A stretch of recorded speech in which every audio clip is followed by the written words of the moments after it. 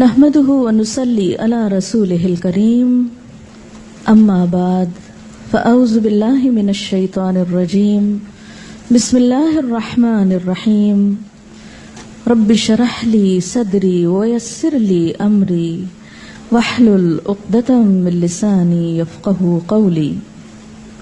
اللہ تعالیٰ کا لاکھ لاکھ شکر ہے جس نے ہمیں اسلام کی نعمت سے نوازا، زندگی گزارنے کے بہترین طریقے ہمیں سکھائے، مختلف اوقات اور مختلف مواقع پر کی جانے والی عبادات، اس کے بارے میں بھی واضح ہدایات اپنی کتاب اور اپنے حبیب محمد صلی اللہ علیہ وسلم کی سنت کے ذریعے ہم کو عطا کی۔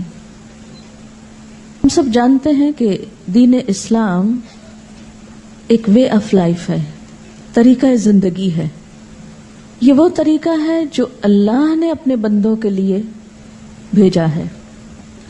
اس طریقے کو اختیار کرنے والے، اس طریقے کو بنانے والے خود انسان نہیں، یعنی یہ طریقہ ڈیوائز کرنے والا خود اللہ رب العزت ہے۔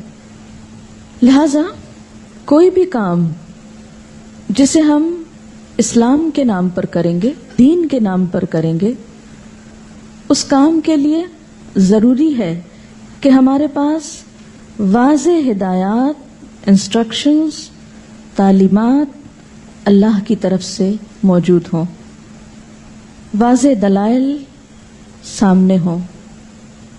واضح دلائل میں دو بڑی چیزیں آتی ہیں، ایک قرآن حکیم ہے کہ کسی بھی کام کے کرنے کے لیے قرآن حکیم سے رہنمائی حاصل ہو، یا پھر حضور صلی اللہ علیہ وسلم کا طریقہ کہ کسی بھی کام کو آپ نے کس طرح کیا، اس کے بارے میں آپ نے کیا فرمایا۔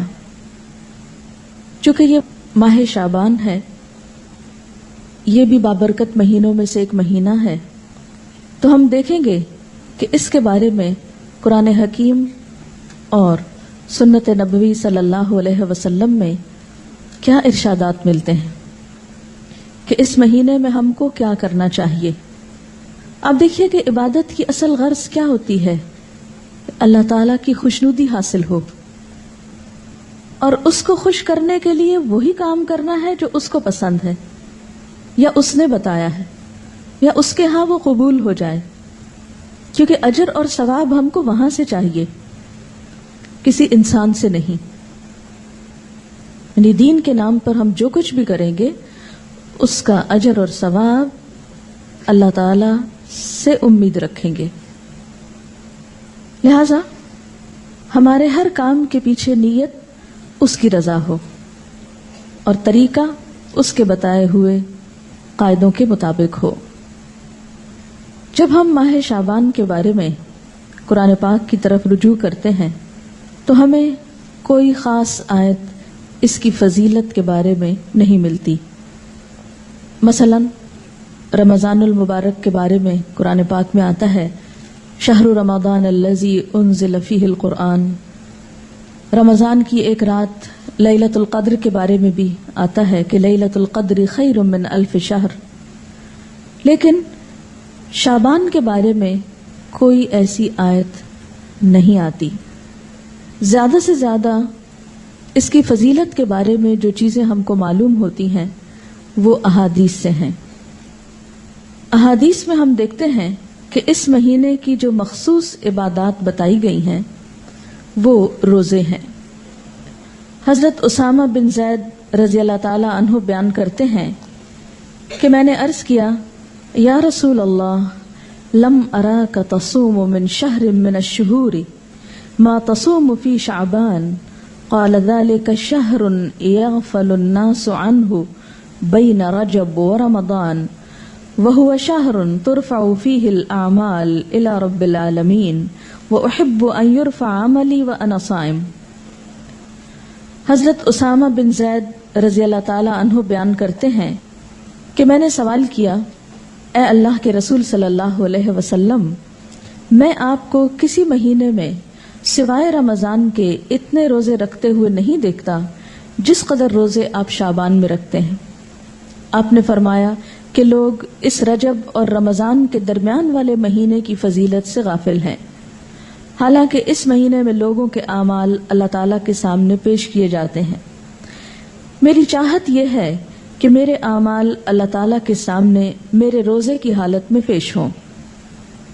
یہ روایت جو ابھی میں نے آپ کے سامنے رکھی، یہ ابو داؤد اور نسائی کی ہے۔ ایک اور روایت میں ہے، ترمذی کی روایت میں ہے، حضرت ام سلمہ رضی اللہ تعالی عنہا فرماتی ہیں، ما رأیت النبی صلی اللہ علیہ وسلم یصوم شہرین متتابعین الا شعبان و رمضان، کہ میں نے رسول اللہ صلی اللہ علیہ وسلم کو 2 مہینے پے در پے روزے رکھتے ہوئے سوائے شعبان اور رمضان کے نہیں دیکھا۔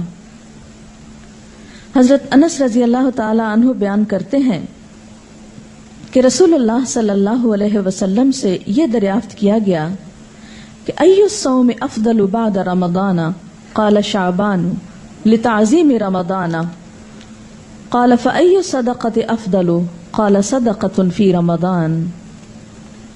حضرت انس بیان کرتے ہیں کہ آپ صلی اللہ علیہ وسلم سے پوچھا گیا کس مہینے میں رمضان کے بعد روزہ رکھنا افضل ہے؟ آپ نے فرمایا شعبان میں، رمضان کی عظمت کے لحاظ سے، یعنی رمضان کی ایک طرح سے تیاری کے طور پر۔ پھر آپ سے دریافت کیا گیا کس مہینے میں صدقہ کرنا افضل ہے؟ آپ نے فرمایا رمضان میں۔ اس کے علاوہ اور احادیث بھی شعبان کی فضیلت کے بارے میں ملتی ہیں، لیکن وہ احادیث ضعیف ہیں اور بعض تو ان میں سے بالکل موضوع ہیں، من گھڑت ہیں، ان کی کوئی بھی حقیقت نہیں۔ مثال کے طور پر ان میں سے ایک حدیث کچھ یوں ہے کہ آپ صلی اللہ علیہ وسلم نے رات کو کھڑے ہو کر نماز پڑھنا شروع کی، جس میں اتنا لمبا سجدہ کیا کہ میں نے یہ خیال کیا کہ آپ کا انتقال ہو گیا۔ جب میں نے یہ دیکھا تو کھڑی ہو کر حاضر خدمت ہوئی اور آپ کے پیر کے انگوٹھے کو ہلایا تو وہ ہل گیا، تو میں سمجھ گئی کہ آپ زندہ ہیں۔ پھر کان لگا کر جب میں نے سنا تو سجدے میں آپ یہ دعا پڑھ رہے تھے، اے اللہ میں پناہ مانگتا ہوں تیری معافی کے ساتھ تیرے عذاب سے، پناہ چاہتا ہوں تیری خوشنودی کے ذریعے سے تیرے غصے سے، اور میں پناہ چاہتا ہوں تیرے عذاب اور قہر سے، اور تیری معافی کے ذریعے سے تیرے عذاب سے پناہ چاہتا ہوں، اور تو اتنی خوبیوں والا ہے کہ میں ان کو گن نہیں سکتا اور نہ تعریف کر سکتا ہوں۔ تو ایسا ہی ہے جیسا کہ تو نے اپنی تعریف کی۔ جب آپ نے سجدے سے سر اٹھایا اور نماز سے فارغ ہوئے تو مجھ سے فرمایا، اے عائشہ کیا تم نے یہ خیال کیا ہے کہ اللہ کے رسول صلی اللہ علیہ وسلم تیری خیانت کریں گے اور تیری حق تلفی کر کے غیر کے پاس جائیں گے؟ میں نے عرض کیا، یا رسول اللہ خدا کی قسم نہیں، لیکن آپ کے لمبا سجدہ کرنے کی وجہ سے میں نے خیال کیا شاید آپ کا انتقال ہو گیا ہے۔ پھر آپ نے فرمایا کہ اے عائشہ کیا تم جانتی ہو یہ کون سی رات ہے؟ میں نے عرض کیا، اللہ اور اس کے رسول زیادہ جانتے ہیں۔ آپ نے فرمایا آج شعبان کی 15ویں رات ہے۔ اس شب میں اللہ تعالیٰ اپنے بندوں کی طرف نظر رحمت سے دیکھتا ہے، معافی چاہنے والوں کو معاف کرتا ہے، رحم چاہنے والوں کو رحم فرماتا ہے، اور بغض رکھنے والوں کو ان کے حال پہ چھوڑ دیتا ہے۔ لیکن اس حدیث کی کوئی بھی اصل نہیں، یہ حدیث جو ہے درست نہیں اور اس پر اعتبار نہیں کیا جا سکتا۔ اسی طرح ایک اور اسی قسم کی حدیث جو عام طور پر آپ اخباروں میں پڑھیں گے اور بہت تحریروں میں ہائی لائٹ کر کے یہ باتیں لکھی ہوئی آپ کو ملیں گی، لیکن اس حدیث کی بھی کوئی حقیقت نہیں ہے، اور وہ کیا ہے کہ حضرت عائشہ نے بیان کیا کہ رسول اللہ صلی اللہ علیہ وسلم نے فرمایا کہ میرے پاس جبریل تشریف لائے تھے اور فرمایا آج کی رات شعبان کی 15ویں رات ہے، اس رات میں اللہ تعالیٰ قبیلہ کلب کی بکریوں کے بالوں کے شمار کے برابر دوزخ سے لوگوں کو آزاد کرتا ہے۔ اس رات میں مشرک کی طرف نظر رحمت سے نہیں دیکھتا، نہ کینہ پرور کی طرف دیکھتا ہے، نہ رشتہ کاٹنے والوں کی طرف، اور نہ ٹخنے سے نیچے پائجامہ لٹکانے والوں کی طرف، نہ ماں باپ کے نافرمان کی طرف، نہ شراب پینے والے کی طرف۔ تو اس کی بھی کوئی حقیقت نہیں ہے، یہ بھی بالکل ایک من گھڑت سی حدیث ہے۔ لیکن چونکہ یہ فضیلت کے باب میں ہے اس لیے عام طور پر لوگ ان کو بے دریغ روایت کرتے رہتے ہیں۔ اسی طرح ایک اور موضوع حدیث انشاءاللہ علوم الحدیث آپ پڑھیں گے تو آپ کو اس کی پوری ہسٹری بتائی جائے گی۔ موضوع حدیث ایک اور بھی ہے کہ آپ صلی اللہ علیہ وسلم نے فرمایا جو شخص 15ویں شعبان کی رات میں 100 رکعتیں پڑھتا ہے تو اللہ تعالیٰ اس کی طرف 100 فرشتے بھیجتا ہے 30 اسے جنت کی خوشخبری دیتے ہیں، 30 اسے آگ کے عذاب سے امن دیتے ہیں اور اسے دنیا کی بلاؤں سے دور رکھتے ہیں، اور 10 اسے شیطان کے دھوکے سے دور رکھتے ہیں۔ یہ بھی بالکل من گھڑت حدیث ہے اور ناقابل اعتبار۔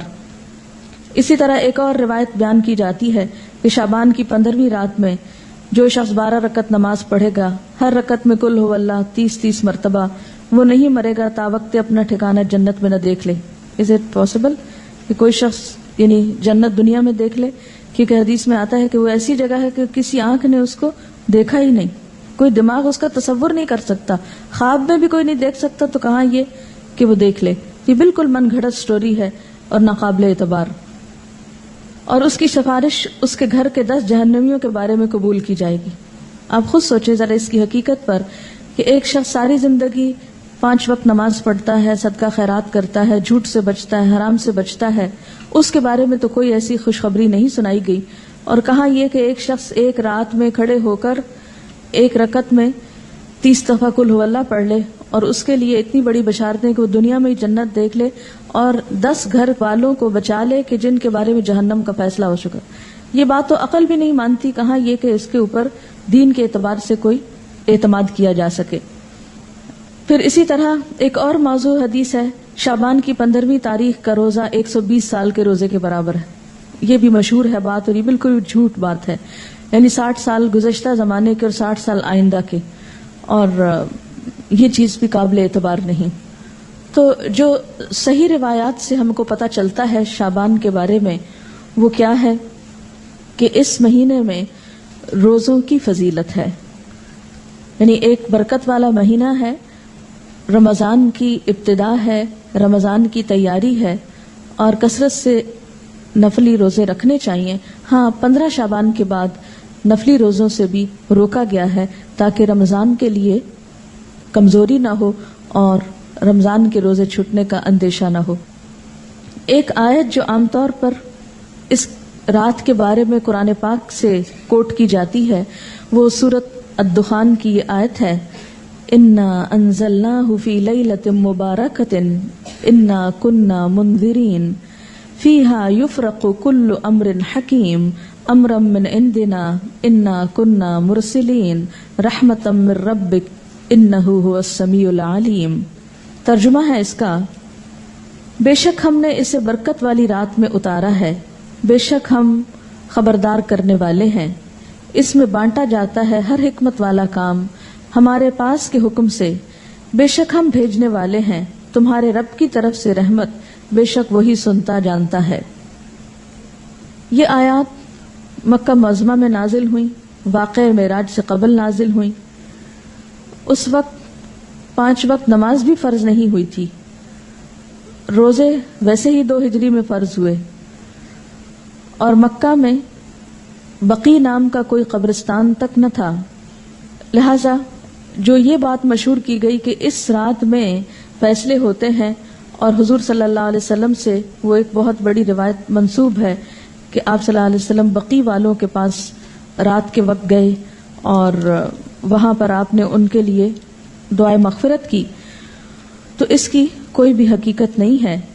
بات یہ ہے کہ یہ آیت کیا بتاتی ہے، اس کی وضاحت دیکھیے، اس میں کیا لکھا ہے۔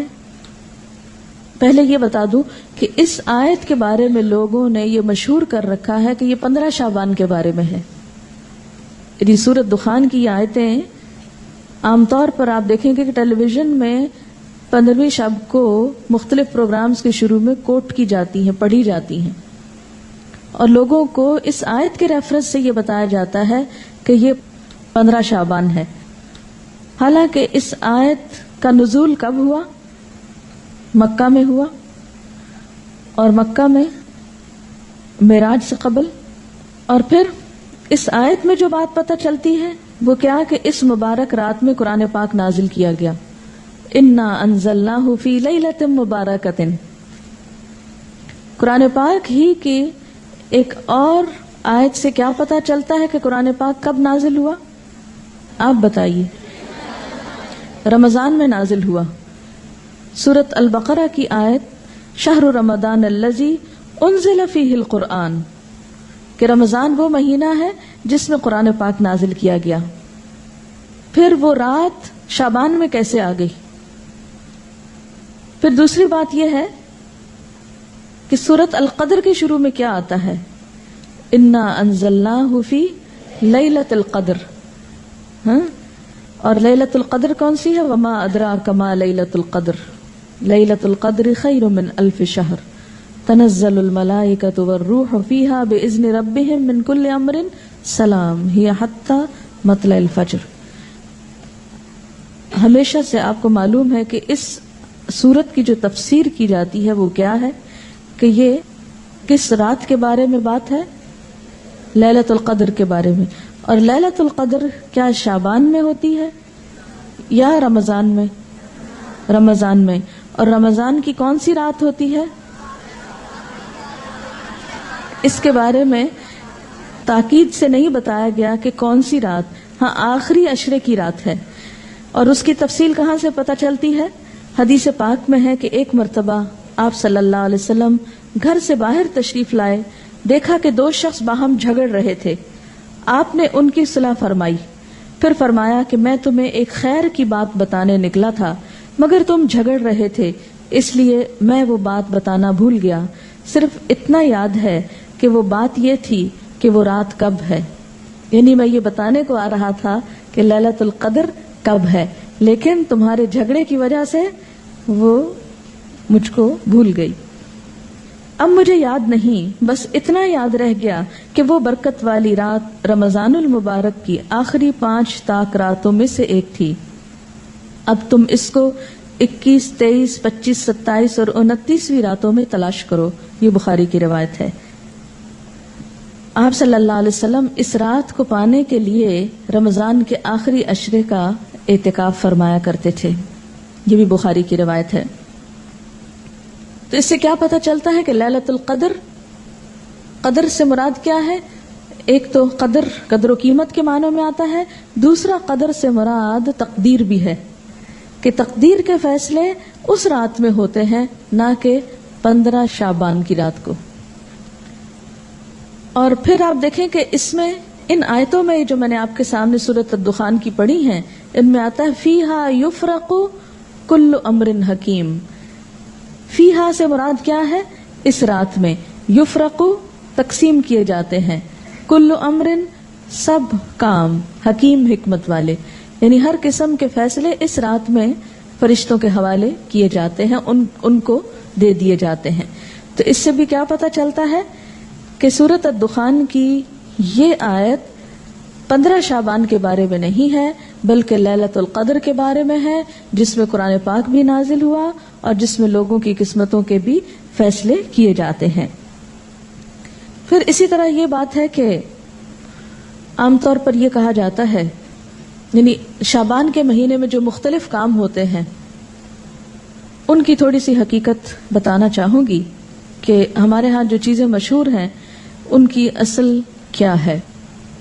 پہلی بات تو یہ کہ شعبان بابرکت مہینہ ہے، لیکن اس کی واحد برکت کیا ہے؟ روزے رکھے جائیں، اعمال اللہ کے ہاں پیش ہوتے ہیں.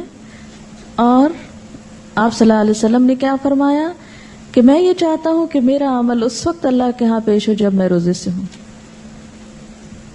اس سے زیادہ کوئی چیز کسی اوتھینٹک ذریعے سے ہم کو نہیں ملتی کہ کسی اور عمل کی بھی ضرورت ہے. ہمارے ہاں یہ رات یعنی شعبان میں خاص طور پر 15 شعبان کی رات شب برات کے نام سے مشہور ہے، جس کو شب برات کہتے ہیں. آپ دیکھیے کہ اسلام میں جو اہم دن آتے ہیں قرآن پاک اور سنت رسول صلی اللہ علیہ وسلم سے پتہ چلتے ہیں، ان میں سے بعض یہ ہیں، مثلا یوم الحج، یوم عرفہ جس کو کہتے ہیں، یوم ترویہ جس دن حج کی ابتدا ہوتی، یوم نحر جس دن قربانی ہوتی، شہر رمضان جب روزے رکھے جاتے، لیلۃ القدر جو رمضان ہی کے آخری راتوں میں سے ایک ہے، قرآن جس میں نازل ہوا، عید الاضحیٰ، عید الفطر، ایام 20. ایام 20 کیا ہیں؟ ہر مہینے کے 13، 14 اور 15، یعنی ایک 14ویں سے پہلے کی رات اور ایک 14ویں کے بعد کی رات. ان کے جو دن ہیں، یعنی 13 کا دن، پھر 14 کا دن اور 15 کا دن، ان دنوں میں روزہ رکھنا جو ہے وہ مسنون ہے. یعنی ہر مہینے جو شخص روزے رکھنا چاہے وہ ان 3 دنوں میں رکھے. ان کو ایام بیز اس لیے کہتے ہیں کہ ان کی راتیں بھی روشن ہوتی ہیں. پھر اسی طرح یوم الجمعہ، اس کی فضیلت آئی ہے، سورۃ الجمعہ بھی ہے. اسی طرح ایام تشریق ہیں، یا کچھ اور دن بھی ہو سکتے ہیں جن کا براہ راست ذکر جو ہے وہ قرآن پاک میں نہیں آیا.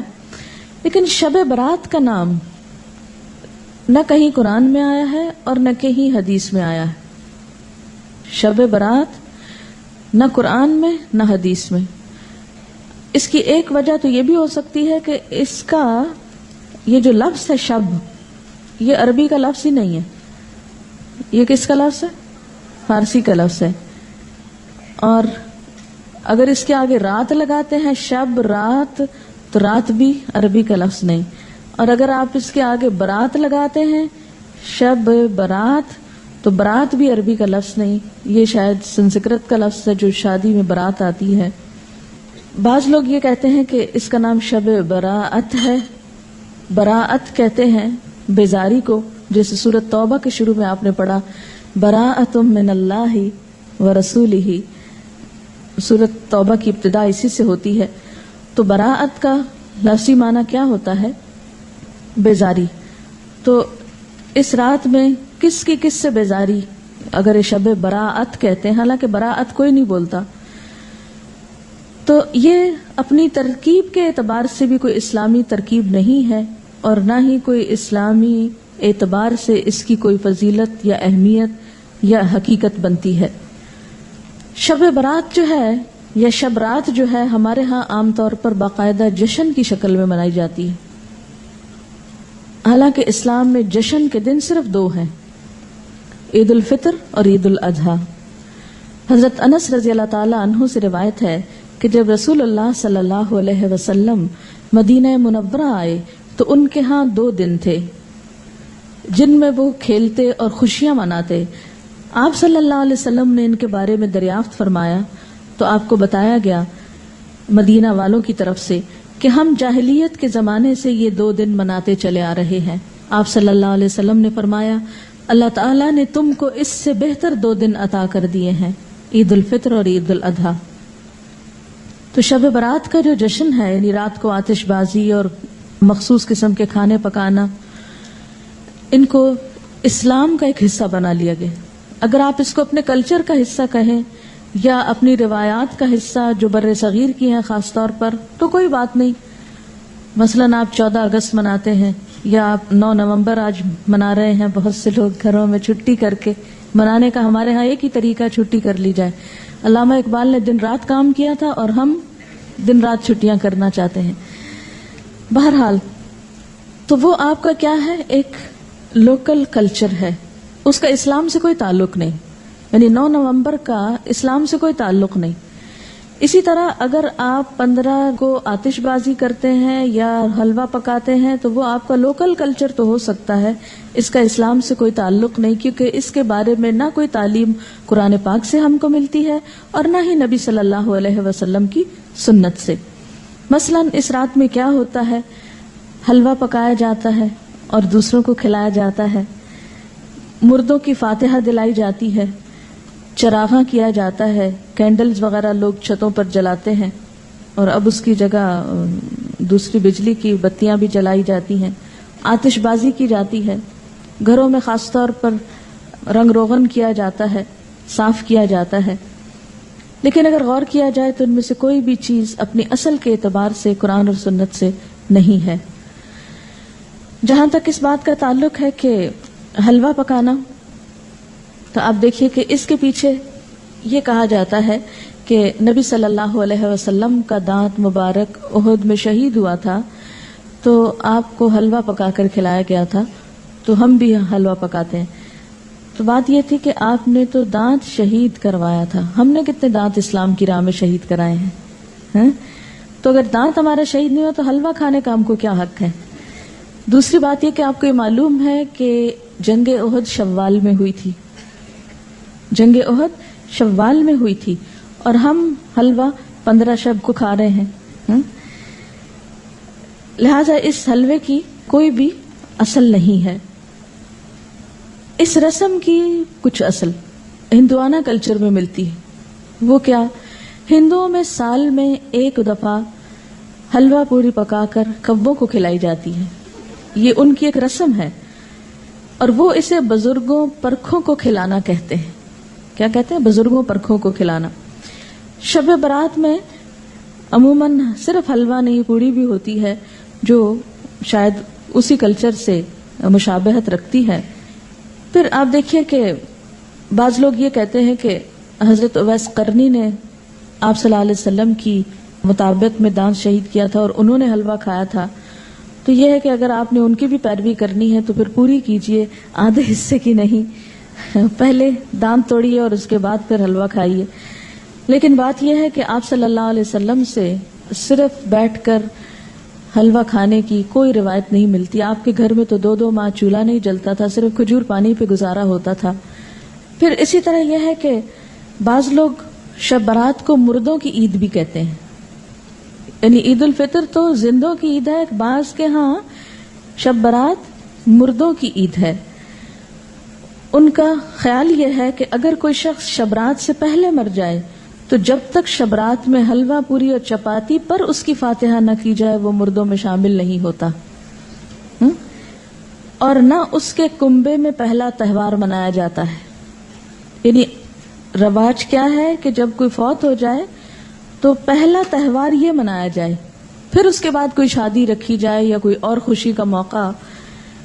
تو یہ مردے کی پہلے عید کی جائے پھر اپنی عید. آپ نے دیکھا ہوگا کہ اگر کسی کا کوئی رشتہ دار عید سے پہلے فوت ہو جائے تو وہ لوگ عید نہیں مناتی. یہ ہمارے ہاں کتنی عام ہے یہ بات نا. حالانکہ افسوس جو ہے اس کی مدت تو سوائے شوہر کے 3 دن مقرر کی گئی.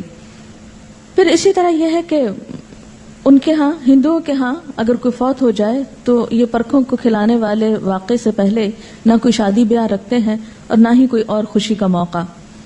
اور اسی طرح یہ ہے کہ اگر کوئی شخص یہ نہ کرے تو اس کو اپنی برادری سے نکال دیتے ہیں. یہ بھی ہندوؤں کے ہاں ہے.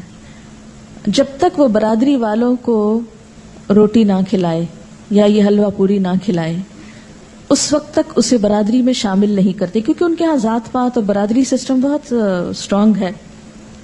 تو انہی کے اس کلچر سے متاثر ہو کر ہمارے ہاں بھی مردوں کی عید کے نام سے شب رات کو حلوہ پوری پر فاتحہ جو ہے ان کے لیے دی جانے لگی. ان کے ہاں یہ بھی خیال کیا جاتا ہے کہ جب تک یہ رسم ادا نہ ہو انسان مردوں میں شریک نہیں ہوتا، وہ معلق رہتا ہے. اب آپ دیکھیں کہ جو لوگ یہ رسم نہیں کرتے ان کے تو سب مرنے والے اب تک لٹک رہے ہیں کہیں اور وہ مردوں میں شریک نہیں ہوئے. تو یہ کتنی نان سینس قسم کی بات ہے. کیا کوئی دین اس قسم کی تعلیمات دے سکتا ہے؟ اسی طرح بعض لوگوں کے ہاں یہ رواج بھی ہے کہ وہ گھروں کی صفائی کر کے ایک مخصوص جگہ پر حلوہ چپاتی رکھتے ہیں، اور موسمی پھل بھی اور مٹھائیاں بھی اور کھانے پینے کی چیزیں بھی، اور وہ کہتے ہیں کہ یہ مرنے والے کے لیے ہیں اور ہر وہ چیز رکھی جاتی ہے جو مرنے والے کو پسند ہوتی ہے. اور بعض اوقات لوبان اور اگربتی وغیرہ جلا کر بھی اس کو مزید بارونق کیا جاتا ہے. اور بعض لوگوں نے یہ بھی تصور قائم کر رکھا ہے کہ میت کی روح 40 دن تک گھر پر آتی رہتی ہے اور خصوصاً شب رات کو بھی آتی ہے، یعنی 40 دن تک آنے کے علاوہ شب رات کو بھی آتی ہے.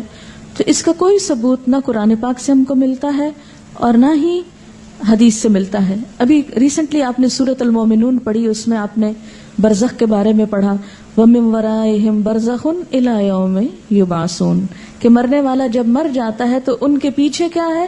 برزخ، پردہ آ گیا. کب تک؟ إِلَىٰ يَوْمِ يُبْعَثُونَ. کہاں اب ان کا آپ کے گھروں میں آنا اور آ کر کھانے پینے کی چیزیں دیکھ کر ترسنا، کیونکہ اب وہ خود تو کھا نہیں سکتے. یعنی یہ کتنے افسوس کی بات ہے کہ ایک روح آ رہی ہے اور آپ اس کے لیے کھانے پینے کی چیزیں رکھ رہے ہیں جو وہ کھا بھی نہیں سکتی.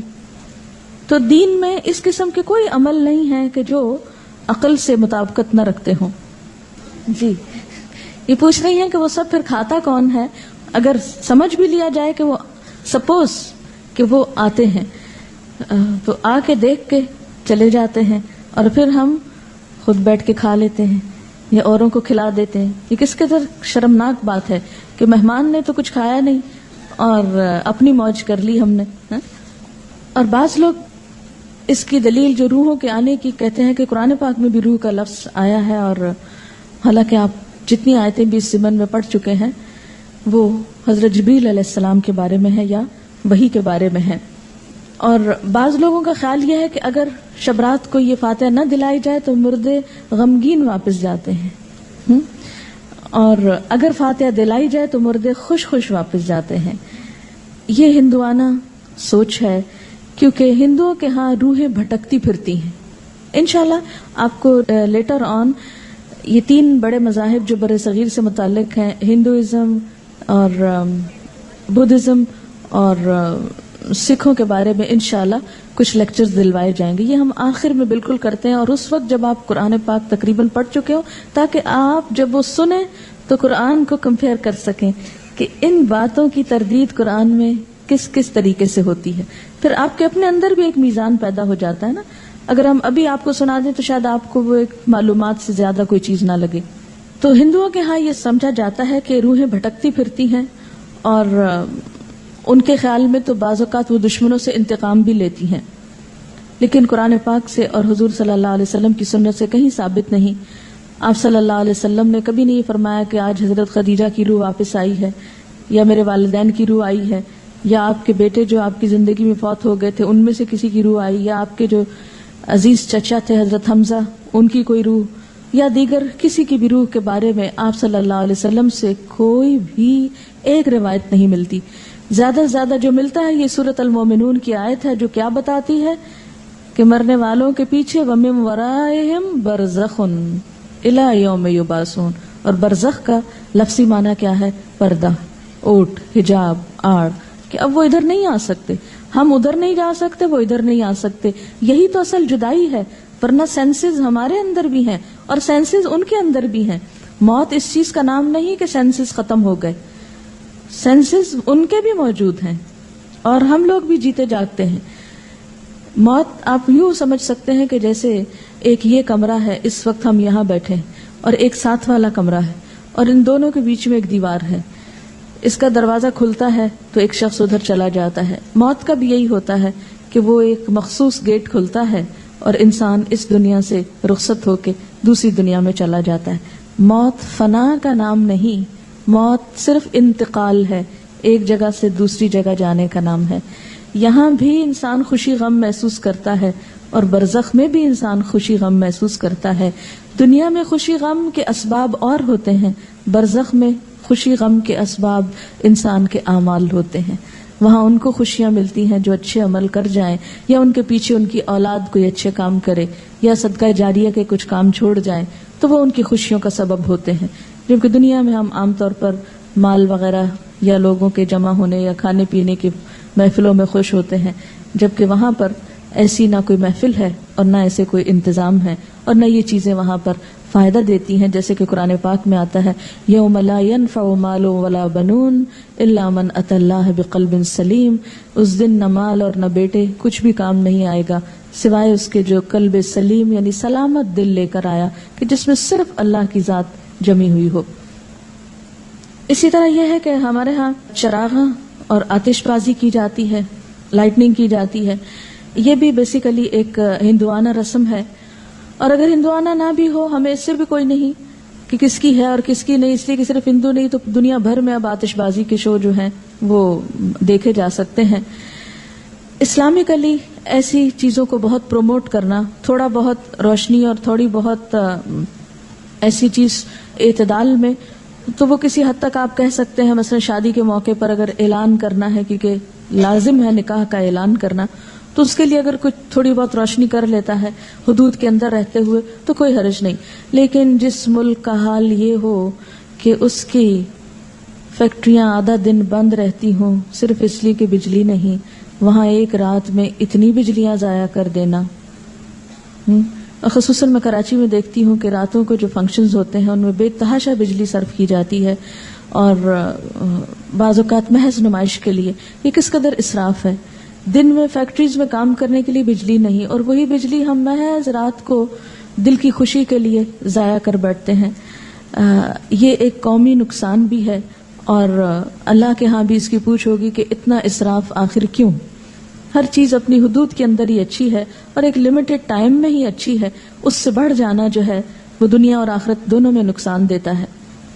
اور اسی طرح محض آگ جلا کے ختم کر دینا اور اس پر لاکھوں کروڑوں روپیہ ضائع کر دینا اور اس کے نتیجے میں جو پولوشن پیدا ہوتی. آپ کو معلوم ہے کہ جب بہت آتش بازی ہوتی ہے، کیونکہ اسلام آباد میں ہر سال شاید 14 اگست کو ہوتی ہے، تو اس روز آپ یقین کیجئے کہ ہم لوگ سانس نہیں لے پاتے. قریبی جو ایک بہت بڑا پارک ہے فاطمہ جناح پارک، تو اس میں ہوتا ہے اور اس قدر گھروں تک دھواں آ جاتا ہے کہ کھڑکی آپ کھولیں تو آپ کا دم گھٹنے لگتا ہے. کروڑوں روپیہ الگ خرچ ہوا آگ جلانے پہ، اور اس کے بعد جو دھواں بن کے نیچے پورے شہر میں پھیلتا ہے اور کئی بیماریوں کا سبب بنتا ہے. مجھے نہیں سمجھ میں آتا یہ کون سی قومی خدمت ہے. اس سے بہتر ہے کہ ہم کوئی بھی ایسا تعمیری کام کریں اس روز کہ جس سے ہماری قوم تھوڑا آگے جائے دنیاوی اعتبار سے بھی.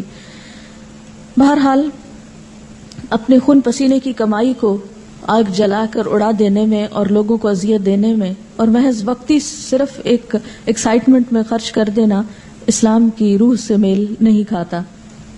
پھر یہ ہے کہ ہمارے ہاں عام طور پر اس رات کے بارے میں کچھ فضیلتیں منسوب ہیں. مثلا یہ کہ شب برات میں سالانہ بجٹ تقسیم ہوتا ہے، سال بھر کے امور کا فیصلہ ہوتا ہے، رزق، شادی، اولاد، حج، موت، بیماری، فراخی، تنگی، عزت، ذلت، حادثات، غمی، خوشی. اس رات بعض لوگوں کو مردوں میں لکھ دیا جاتا ہے. تو یہ سب باتیں جو ہے من گھڑت ہیں، ان میں سے کسی ایک چیز کی بھی حقیقت نہیں. یہ سب کچھ لیلۃ القدر تقدیر کی رات میں ہوتا ہے، نہ کہ شعبان کی 15 رات میں. اور اسی طرح بعض روایات میں لوگوں کے ہاں یہ مشہور ہے کہ جس طرح زمین پر مسلمانوں کی 2 عیدیں ہیں، اسی طرح ملائکہ کی 2 عیدیں ہیں، شب برات اور لیلۃ القدر. یہ بھی بالکل من گھڑت بات ہے. اور بعض لوگوں نے یہ روایت بھی گھڑ رکھی ہے کہ جس طرح بارش بادل کے بغیر نہیں برستی، اسی طرح جو شعبان میں گناہوں سے پاک نہ ہو وہ رمضان میں بھی پاک نہیں ہو سکتا. تو یہ بات بھی ایک عقل میں نہ آنے والی بات ہے. پھر اسی طرح یہ کہا جاتا ہے کہ رمضان اللہ کا مہینہ ہے، تو شعبان کو حضور صلی اللہ علیہ وسلم نے اپنا مہینہ کہا ہے.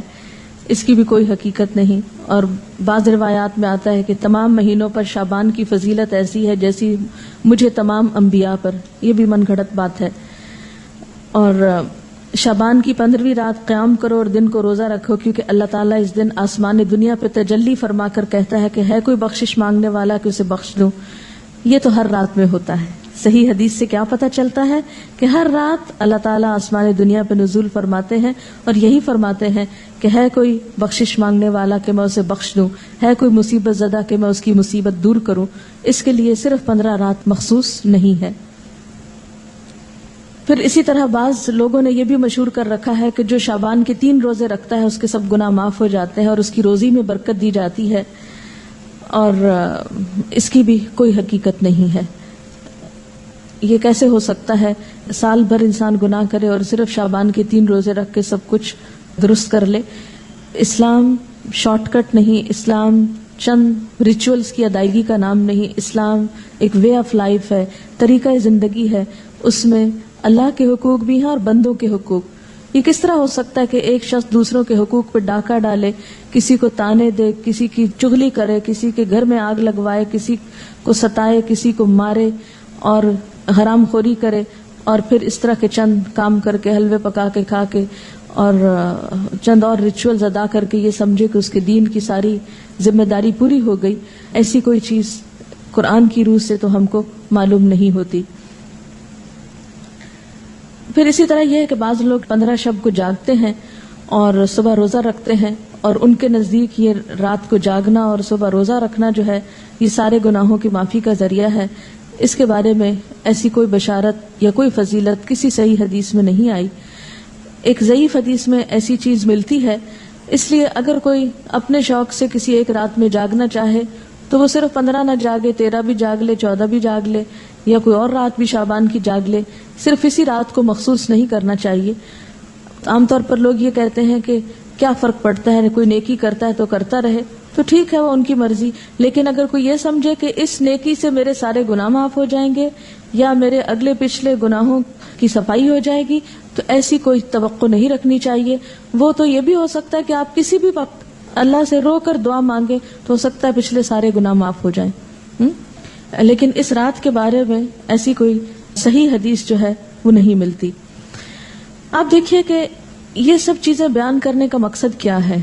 مقصد یہ نہیں ہے کہ لوگوں کو ایک نیکی سے ہٹایا جائے، مقصد یہ ہے کہ لوگوں کو خود ساختہ بوجھ سے نکالا جائے.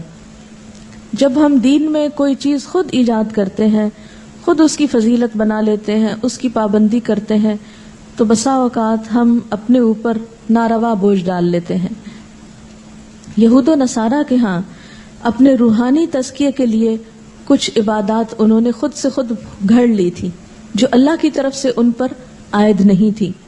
آہستہ آہستہ کیا ہوا، وہ اصل عبادات سے بالکل دور چلے گئے اور خود ساختہ عبادات اپنے گردن پر لاد لی.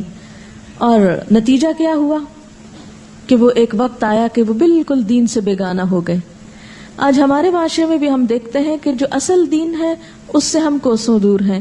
جو کرنے کے کام ہیں وہ ہم کرتے نہیں، اور جو نہیں کرنے کے کام ان کو ہم بہت پابندی سے کرنا شروع ہو گئے ہیں.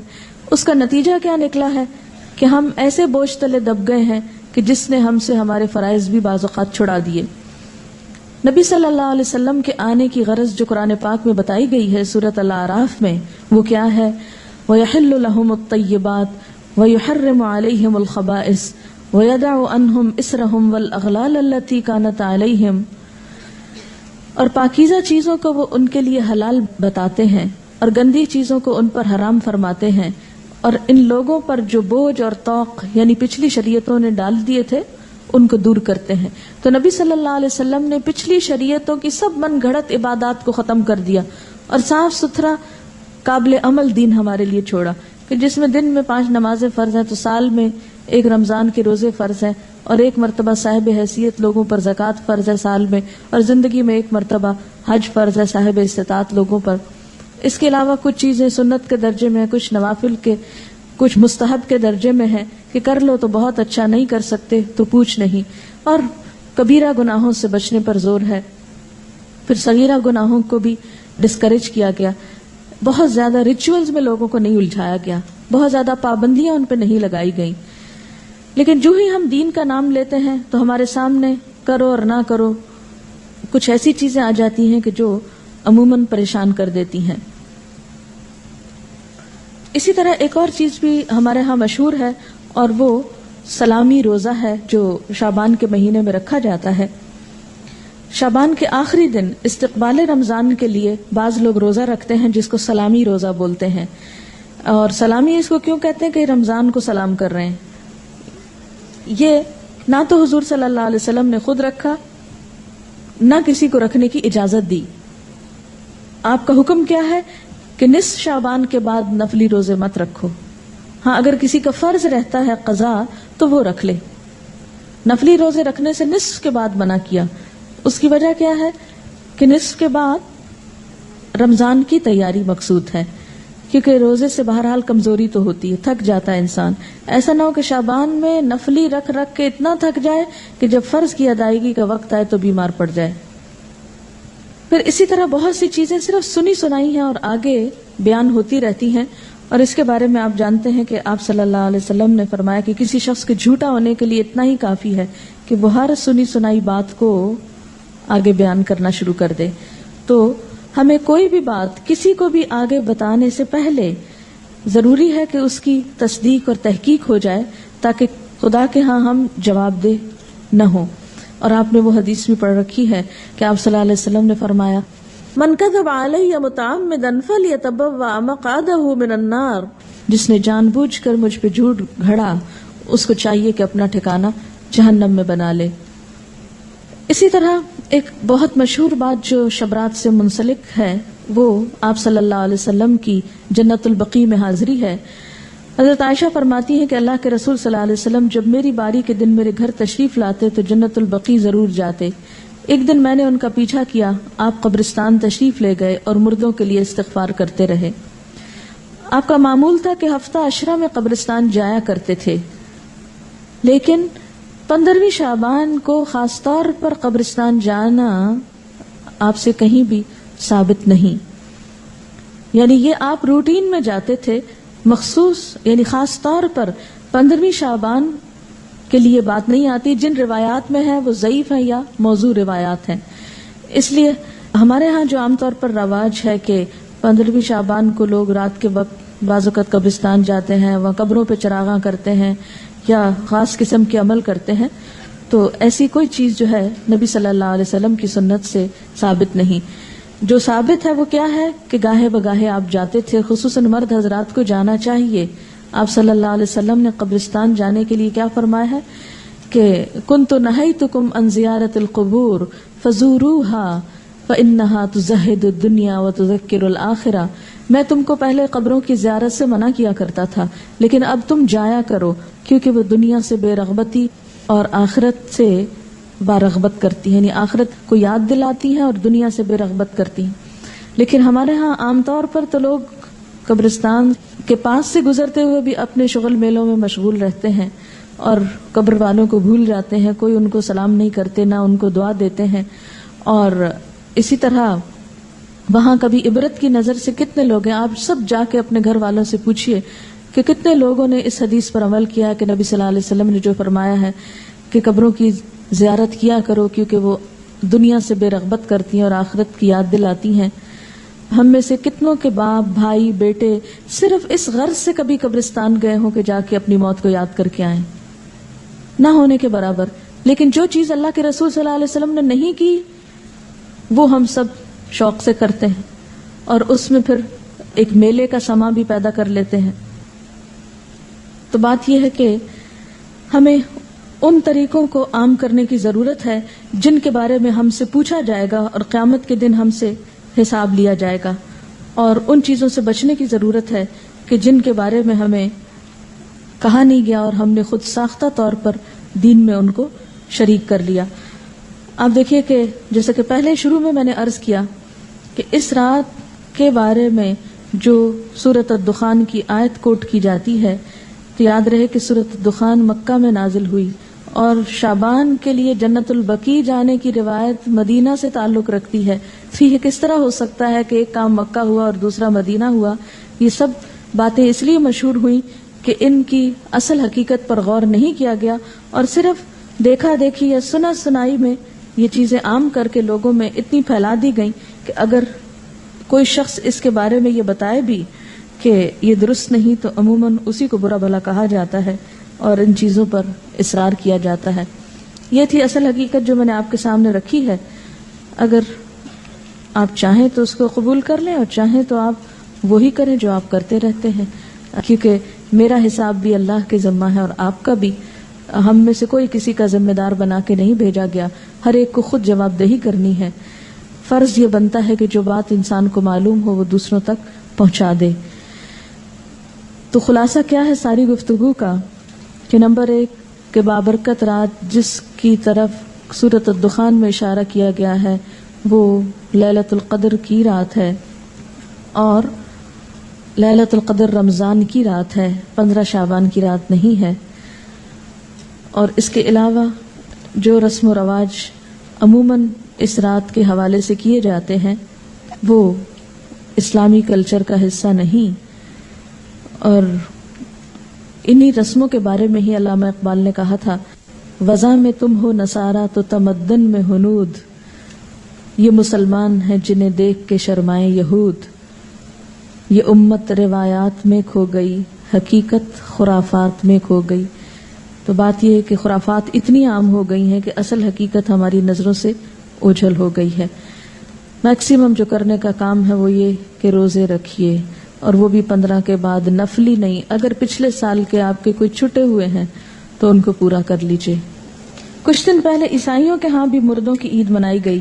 شاہراہ فیصل پر عیسائیوں کے قبرستان پر بے انتہا رش تھا. لوگ صبح سے چرچ چلے گئے تھے. میں اکثر سوچا کرتی تھی کہ یہ ٹرینڈ ہمارے ہاں ہندوؤں سے آیا ہے یا کرسچن سے. پوچھا جا سکتا ہے, اگر آپ کے کوئی ہمسائے ہوں تو آپ پوچھ لیجئے اور بتا دیجئے تاکہ ہمارے علم میں بھی اضافہ ہو. کسی بھی کلچر سے ہو سکتا ہے لیکن بہرحال اسلامی کلچر نہیں ہے. بہت سے لوگ کہتے ہیں کہ شب برات کو, کہ اس رات کو پورے سال میں لوگ جو مرتے ہیں ان کے پتے جھڑ جاتے ہیں. وہ پتے لگے ہوئے کہاں ہیں؟ آپ کے گھر کے درخت پر یا کسی خاص درخت پر؟ یہ بھی ایک سنی سنائی بات ہے. کسی قرآن حدیث سے یہ نہیں پتا چلتا کہ پتا گرنے سے کوئی مرتا ہے. کسی بزرگ سے پوچھا گیا کہ کون سی رات شب قدر ہے، تو انہوں نے کہا ہر رات شب قدر ہے اگر تو اس کی قدر جانے، یعنی ہر رات کو اگر تم عبادت کرو تو اللہ کے ہاں بہت بڑی، تہجد کے وقت اٹھو، مراد یہ ہے. لیکن ہم اس وقت سوئے رہتے ہیں، اور آپ کو یہ بھی معلوم ہے نا ہر رات قبر پکارتی ہے، میں کیڑوں کا گھر ہوں، میں مٹی کا گھر ہوں، میرے پاس آنے کے لیے کچھ تیاری کر لو، لیکن وہ تو آواز ہم کو نہیں سنائی دیتی. اگر پچھلے روزے چھوٹے ہوئے ہوں تو اگلے قبول نہیں ہوتے؟ نہیں، ایسی بات نہیں، اگلے قبول تو ہو جاتے ہیں، لیکن پچھلے زیادہ لمبے عرصے تک چھوڑے نہیں رکھنے چاہیے، زندگی کا کچھ پتہ نہیں ہوتا. اللہم انک عفو کریم تحب العفو والی شعبان کی رات کو پڑھنے کی خاص طور پر تاکید ہے یا نہیں؟ یہ شعبان کی رات کو پڑھنے کی تاکید نہیں، بلکہ لیلۃ القدر میں آخری راتوں میں پڑھنے کی تاکید ہے. یہ کسی نے لکھا ہے کہ عرب حالانکہ بہت امیر ہوتے ہیں مگر اسراف سے بچنے کے لیے لوگ شادی کے اعلان کے طور پر اپنے فلیگ لگاتے ہیں تاکہ مہمانوں کو گھر ڈھونڈنے میں مشکل نہ ہو، بجائے اس کے کہ وہ رات میں بتیاں لگائیں اور بجلی ضائع کریں. یہ ایک اچھا آلٹرنیٹ ہے، آپ کوئی اور علامت بھی رکھ سکتے ہیں. اکثر لوگ اس ماہ میں قبروں پر جا کر دعا کرتے ہیں اور قبروں پر مٹی وغیرہ رکھتے ہیں یا ٹھیک کرواتے ہیں. یہ تو کسی بھی وقت کرائی جا سکتی ہے قبروں کی درستگی، جب قبروں کو درست ہونے کی ضرورت ہو، نہ کہ صرف اس رات میں یا اس مہینے میں. بڑی رات سمجھ کر 15ویں شب کو مغرب کی نماز پڑھنے کے بعد اوابین پڑھتے ہیں 6 رکعت. کیا یہ پڑھ سکتے ہیں؟ یہ اگر آپ نے پڑھنا ہے تو عام طور پر پڑھا کریں، صرف اسی ایک رات میں کیوں پڑھ کے فارغ ہونا چاہتے ہیں؟ اگر شعبان کے مہینے میں فرض چھٹے ہوئے روزے رکھ لیں تو کوئی حرج نہیں. یہ پہلے بتا دیے گئے کہ کوئی حرج نہیں. کیا 15 شعبان کی رات اور اگلے دن کے روزے کا کانسیپٹ اور ممالک میں بھی ملتا ہے؟ جی ہاں، بعض اور ممالک میں بھی ضعیف احادیث پر لوگ عمل کرتے ہیں اور کچھ نہ کچھ عبادت وغیرہ کرتے ہیں، لیکن یہ کہ جس طرح ہمارے ہاں خاص طور پر آتش بازی اور مردوں کی عید اور اس قسم کی چیزیں ہیں، یہ عموماً نہیں ملتی. وآخر دعوانا ان الحمد للہ رب العالمین.